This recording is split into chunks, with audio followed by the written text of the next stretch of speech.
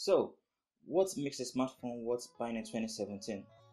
Up-to-date specifications, price points, and in this current age, possibly branding, right? Now, the Tecno Phantom 8 was launched a couple of days back, and I did try to get my hands on a unit so I could extensively review for you guys, but I couldn't. Regardless, I have decided to put up my opinion or my review of the Tecno Phantom 8 based on specifications, reviews, and videos I have come across. So without further ado, let's get started.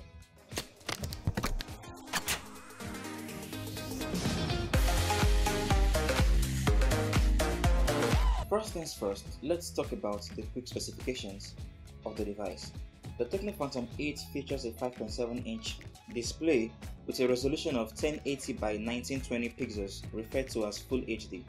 You get the usual MediaTek chip, precisely an Helio P25 MediaTek octa-core processor, clocked at 2.5 GHz with 6 GB of RAM. Now what this means is, you're getting a device that's faster in terms of launching applications, in terms of gaming, compared to other devices from the Tecno brand. Other key specifications includes a 64 GB internal storage, which can be expanded up to 2 TB using XD cards. You also get a dual 12 megapixels plus 13 megapixels back camera with autofocus, accompanied by 20 megapixels front-facing shooter. Android 7.0 Nougat customized with HIOS under the hood, and powering all of this is a 3500 mAh non-removable battery. Now, obviously, these specifications aren't top-notch. Compared to other flagships from other brands. However, at this point, the price point and the brand awareness could determine whether or not the device is worth buying for that price in 2017. Now, to be clear, the Tecno Phantom 8 cost around 128,000 naira, which is equivalent to around $350 US. For those specifications, do you think the device is worth a buy? Now, I actually watched a video where the Tecno Phantom 8 was paired up against the iPhone 6 Plus in terms of performance, and of course the Tecno Phantom 8 beats the iPhone 6 Plus. But then again, the iPhone 6 Plus is a 3-year-old smartphone with 1 GB RAM, while the Tecno Phantom 8 is a 2017 smartphone with 6 GB of RAM. So I'm not sure if that justifies anything. Another video I came across in terms of performance, the Tecno Phantom 8 was paired up against the Samsung Galaxy S8, and the Samsung Galaxy S8 of course beats the Tecno Phantom 8 in terms of performance.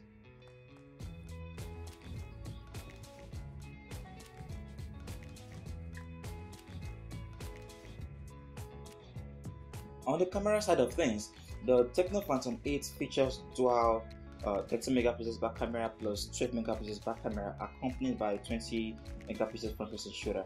Now, based on a review I saw online, one of these dual back camera is actually the main camera, which means basically one camera is being used. That camera serves as the main camera and as the 2x optical zoom lens. So typically the second camera is said to be used, or it's only handy when it comes to refocusing, which is those bokeh. But then again, based on the pictures I saw, which were said to be shot using the Tecno Phantom 8, of course, no doubt the quality of those pictures are top notch, they are crispy and everything. But then again, there is something about that bokeh. It kind of feels like it's a software thing rather than a camera thing. You could actually check through these images and see the whole bokeh thing, like it's more like a software is being used for this. But this is just me being skeptical. I actually hope to extensively try this sometime to basically justify my curiosity regarding that second camera, which is said to be used, or which is said to be essential when it comes to focusing on an image. Now back to the question of whether the device is worth buying in 2017. Well, now this is me here just giving my own opinion. I would rather buy a Samsung Galaxy S7 Edge for 128,000 naira or $350 rather than buying it at the Tecno Phantom 8. And just before you throw shades at me, this is the reason why. Now, on the Samsung Galaxy S7 Edge, you are getting a better display, and we're talking about 5.5-inch Super AMOLED display with Quad HD resolution. You also get loads of other cool attractions like the Corning Gorilla Glass 4 for screen protection, curved edge display, which is something I really fancy, a Snapdragon processor with 4GB of RAM. The Galaxy X7 Edge is also IP68 certified, which means you shouldn't be scared of your smartphone falling into water, unlike the Tecno Phantom 8. Should that device fall into water, you may want to beat your smartphone. Farewell. You also get a chance to record videos in 4K, unlike the Tecno Phantom 8, which limits you to just 1080p videos.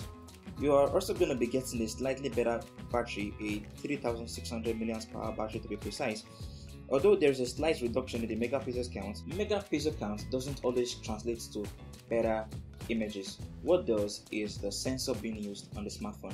It will actually be nice to stack up the Tecno Phantom 8 against the Samsung Galaxy X7 Edge in this camera department. Now, this is where branding comes to play. You obviously cannot compare a Samsung smartphone to a Tecno smartphone, and I'm not sure if I want to go over all the reasons why I'm actually saying this, but just to give you a little insight, the Samsung Galaxy X7 Edge ships with 100 marshmallow out of the box, but then again, this device can actually be upgraded to 100 Nougat, which is currently available, and will most definitely get the 100 Oreo updates when it becomes globally available. And maybe, I'm quite optimistic that the Samsung Galaxy X7 Edge will be getting 100p updates by next year, hopefully.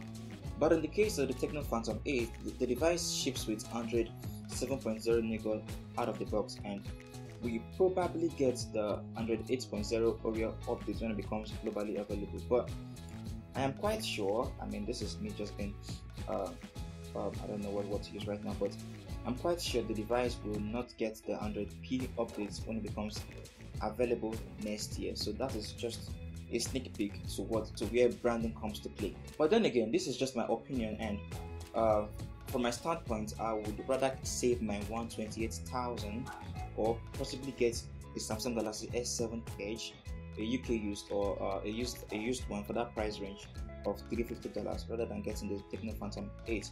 But just to be clear, my perception about the Tecno Phantom 8 may change should I eventually get to play with the device, but for now, I'm saving my 128,000. So what do you guys think?